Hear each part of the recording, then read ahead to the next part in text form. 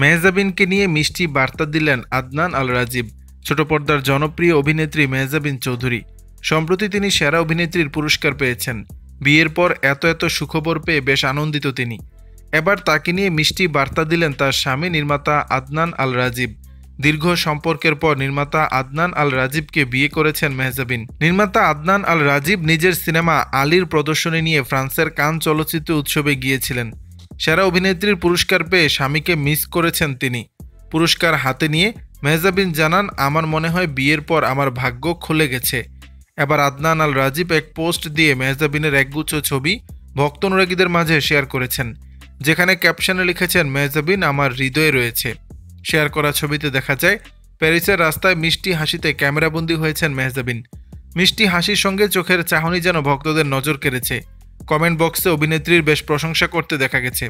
নেটিজেনদের একজন লিখেছেন, খুব সুন্দর হয়েছে, ভালোবাসা দেখতেও বেশ ভালো লাগে। আরেকজনের ভাষ্য, মেহু আপুকে অনেক সুন্দর লাগছে।